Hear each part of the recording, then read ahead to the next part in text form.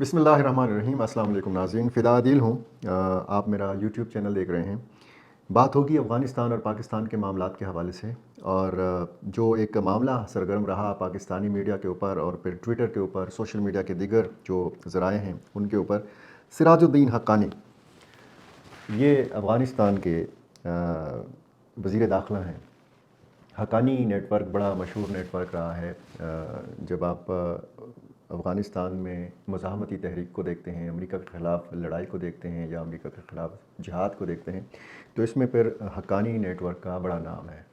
اور اس net work سے تعلق رکھنے والے اہم رہنما سراج الدین حقانی کے حوالے سے یہ خبر تھی کہ انہوں نے پاکستانی پاسپورٹ حاصل کیا تھا۔ پاکستانی پاسپورٹ کے اوپر انہوں نے سفر کیے، بیرون ملک گئے، وہ قطر گئے، وہ دوحہ گئے، انہوں نے امریکہ کے ساتھ مذاکرات کیے۔ اب سراج الدین حقانی نے امریکہ کے ساتھ جو مذاکراتی ٹیم تھی، کیا اس میں سراج الدین حقانی بھی شریک رہے؟ ایک اہم سوال ہے جس کے لیے تحقیقات کا ہونا بہت ضروری ہے، تحقیق اس کے لیے بہت لازمی ہے۔ اور جب آپ پاکستانی دفتر خارجہ کے رد عمل کے حوالے سے بات کریں تو انہوں نے بھی تفصیلاً اس کا رد عمل نہیں دیا، اور بتایا گیا کہ جی پوری تحقیق کے بعد اس پر رد عمل دیا جائے گا، یعنی پوری تحقیق اس معاملے کی نہیں ہوئی۔ اسی طرح طالبان کے جو سیاسی ترجمان ہیں سہیل شاہین، انہوں نے بھی یہ اطلاعات یا یہ دعوے جو ہیں یہ رد کیے ہیں، اور انہوں نے کہا ہے کہ سراج الدین حقانی نے کبھی بھی مذاکرات کے لیے قطر کا دورہ نہیں کیا۔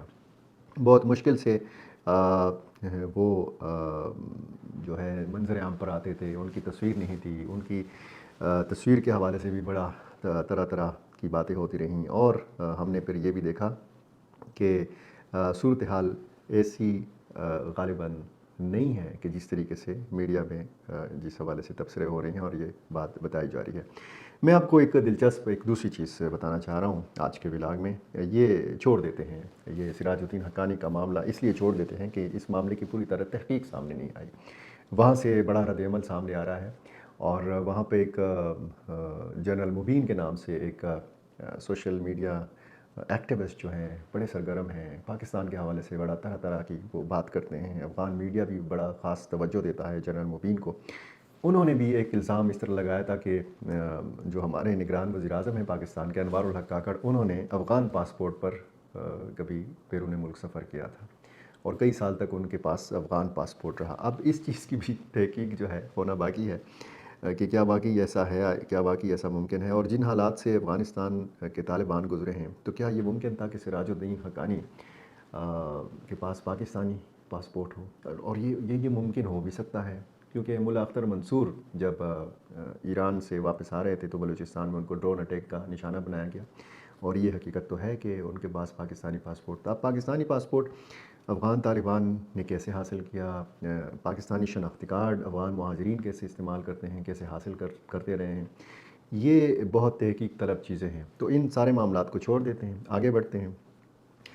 عمران خان پاکستان تحریک انصاف کے سابق چیئرمین اور پاکستان کے سابق وزیر اعظم ان دنوں افغانستان میں بڑے پاپولر ہو رہے ہیں، اور اس کی وجہ یہ ہے، اور بڑا ان کو ان کے اس مبینہ بیان کا خیر مقدم بھی کیا جا رہا ہے سوشل میڈیا کے اوپر۔ وہ بیان کیا ہے؟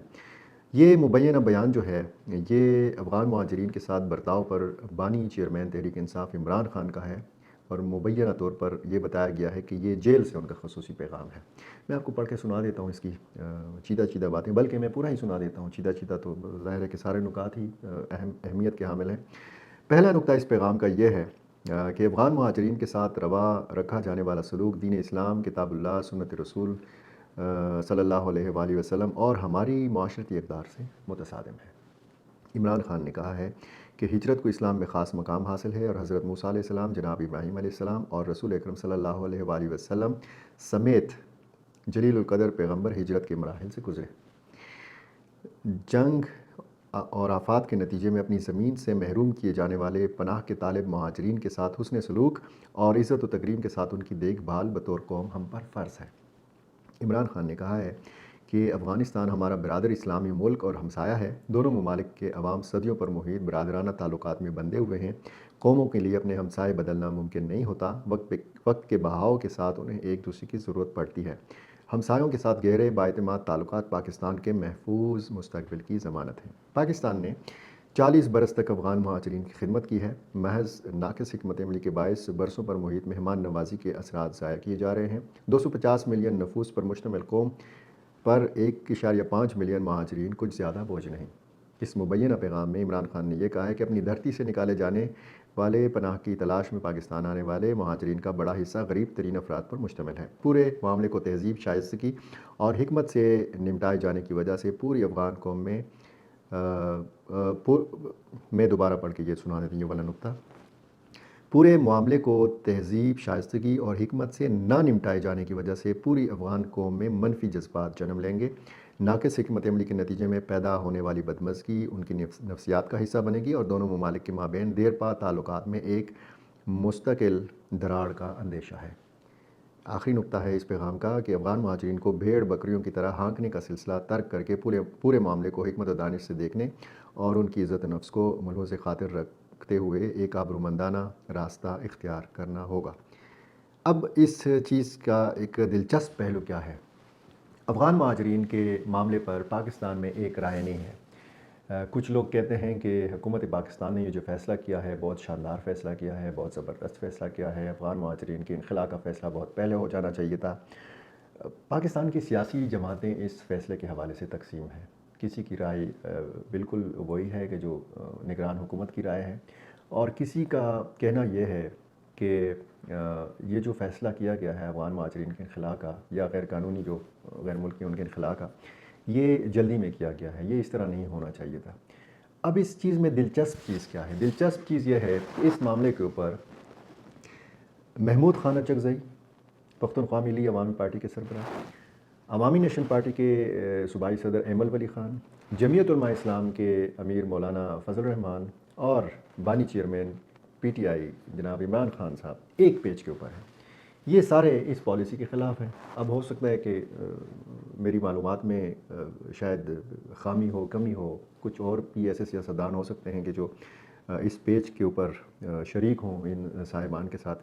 میں آپ کو ایک اور چیز بھی بتانا چاہتا ہوں، اور وہ بھی افغانستان سے متعلقہ ہے۔ تو چونکہ افغانستان کے حوالے سے آپ جاننا چاہتے ہیں تو میں آپ کو یہ ضرور بتاؤں گا کہ آج ایک اہم ملاقات ہوئی مولانا فضل الرحمان کے ساتھ، جو برٹش ہائی کمشنر ہیں جین میریٹ اور پولیٹیکل سیکریٹری سیم فلیچر، ان کی جے یو آئی کے سربراہ مولانا فضل الرحمان سے ان کی رہائش گاہ پر جا کر ملاقات ہوئی ہے۔ باہمی دلچسپی کے امور پر تبادلہ خیال کیا گیا ہے۔ افغانستان اور انڈیا کے ساتھ پاکستان کے تعلقات پر گفتگو کی گئی ہے۔ مولانا فضل الرحمان کے ساتھ انڈیا اور افغانستان کے تعلقات کے حوالے سے بھی بات کی گئی ہے۔ افغانستان میں خواتین کی تعلیم سمیت افغان مہاجرین کی واپسی پر بھی تبادلہ خیال کیا گیا ہے، اور برطانوی ہائی کمشنر نے افغانستان میں خواتین کی تعلیم کے حوالے سے مولانا فضل الرحمان سے تعاون کی اپیل کی ہے۔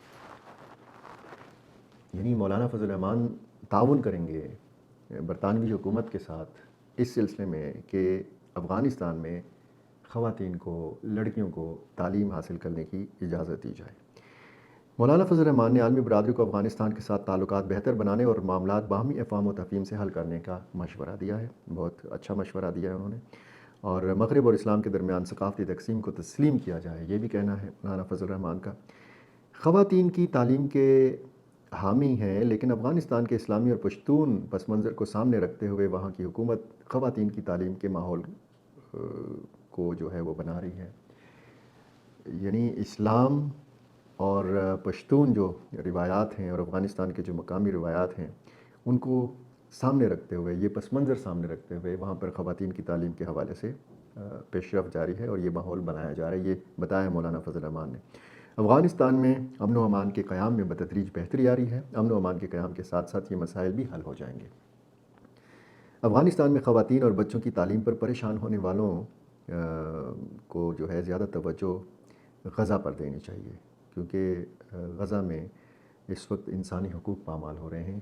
یہ مولانا فضل الرحمان نے برٹش ہائی کمشنر کو یاد دہانی کرائی ہے۔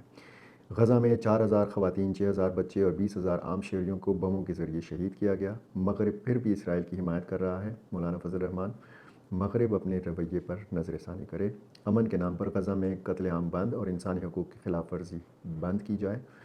مولانا فضل الرحمان نے خواتین کی تعلیم کی اہمیت اور ضرورت پر زور دیا، لیکن یہاں اسلامی مقامی اور پشتون روایات اور ثقافت کو ملحوظ خاطر رکھنا ضروری ہے، یہ مولانا فضل الرحمان نے بتایا۔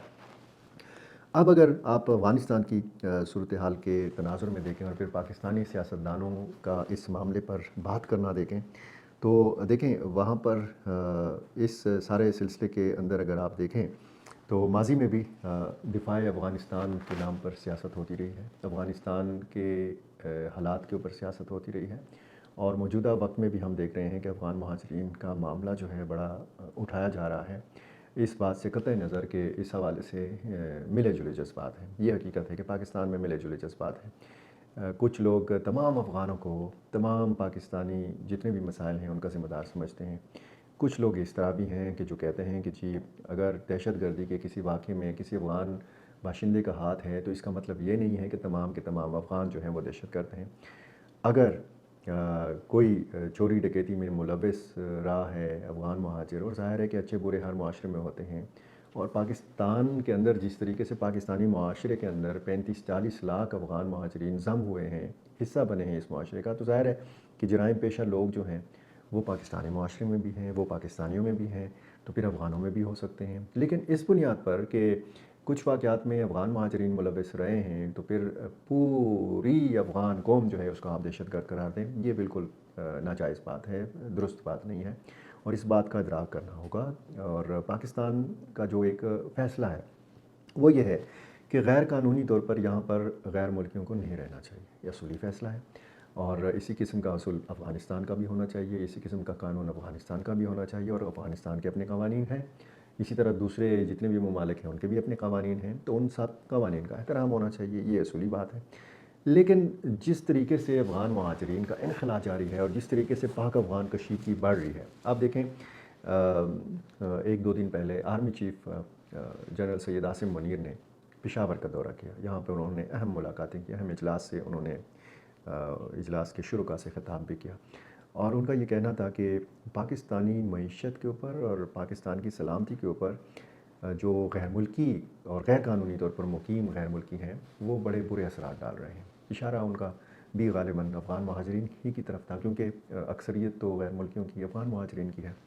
تو فوج، نگران حکومت، ان سب کا یہی فیصلہ ہے کہ افغان مہاجرین کو اب اپنے وطن واپس لوٹ جانا چاہیے، اور اس حوالے سے بھی اور کالعدم ٹی ٹی پی کے حوالے سے بھی ایک اہم فیصلہ یہ ہے کہ اب کالعدم ٹی ٹی پی کے ساتھ بات چیت نہیں ہو سکتی۔ پاکستان نے بڑا واضح انداز میں، نگران وزیر اعظم انوار الحق کاکڑ نے یہ مطالبہ کیا تھا، بلکہ زور دیا تھا افغان طالبان کے اوپر کہ آپ ٹی ٹی پی کے مبینہ دہشت گردوں کو پاکستان کے حوالے کر دیں۔ کیا بہتر ہوگا دونوں ملکوں کے لیے کہ افغان حکومت ان دہشت گردوں کے خلاف خود کارروائی کرے اور پاکستان کے خلاف افغان سرزمین کو استعمال نہ کرنے دیا جائے۔ اب یہ سارے معاملات ہیں، ان سارے معاملات کو کون بہتر بنا سکتا ہے، کس طریقے سے بیچ میں کون کردار ادا کر سکتا ہے۔ میں نے پچھلے ولاگ میں بھی آپ کو بتایا تھا کہ اس سلسلے میں اگر سعودی عرب، ایران، ترکی، دیگر جو پڑوسی ممالک ہیں، یا روس اور امریکہ جیسی طاقتیں ہیں، کیا ان سے امید کی جائے کہ پاک افغان کشیدگی کو ختم کرنے میں اپنا کردار ادا کریں؟ ہاں، چین ایک ایسا ملک ہے کہ جس سے یہ امید کی جا سکتی ہے کہ دونوں ملکوں میں جو تناؤ ہے اس کو ختم کرنے میں اپنا کردار ادا کر سکتے ہیں۔ 2 مہینے پہلے چین نے اپنا سفیر بھیجا کابل، اس کا استقبال کیا گیا، سفارتی اسناد بھی ان سے وصول کیے گئے، پروٹوکول بھی دیا گیا۔ اسی طرح کا سیم پروٹوکول جو ہے وہ